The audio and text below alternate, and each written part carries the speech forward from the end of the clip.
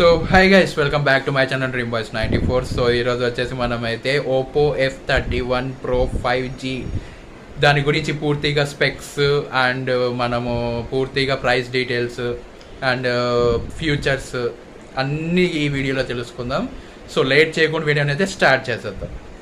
So guys, MediaTek Dimensity వచ్చేసి మనకైతే 7300 ఎనర్జీతో అయితే వస్తుంది. ఆక్టా కోర్ వచ్చేసి మనకైతే 2.5 GHz quad core plus 2 GHz quad core అయితే ఇందులో అయితే ఉంటుంది. So Oppo F31 Pro 5G మంచి ఫోన్ అనే చెప్పుకోవచ్చు.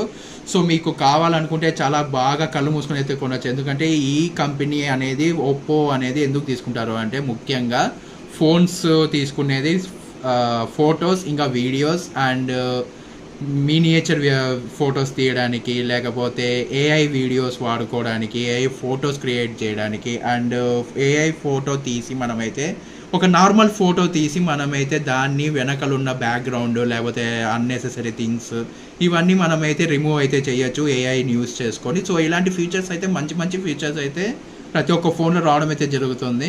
సో మనకి ఇది వచ్చేసి 2 GB అయితే వస్తుంది. ఒకటి 8 GB, ఇంకోటి 12 GB ర్యామ్తో అయితే వస్తుంది.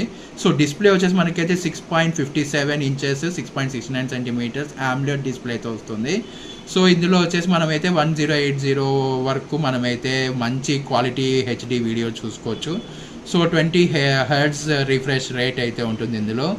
సో ఇది వచ్చేసి మంచి ఫోను, బాగా ఉంటుంది.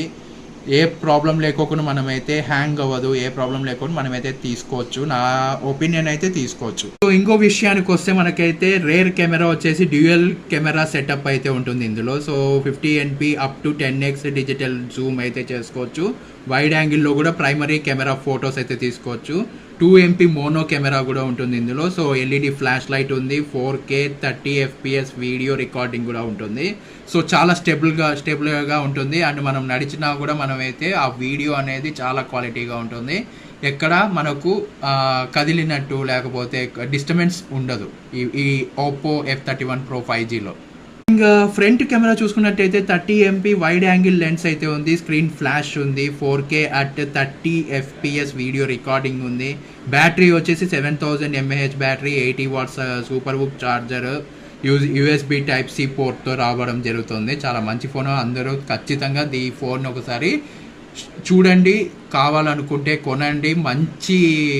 మంచి ఎక్స్పీరియన్స్ అయితే మీరు చేస్తారు, అది మాత్రం గ్యారంటీ.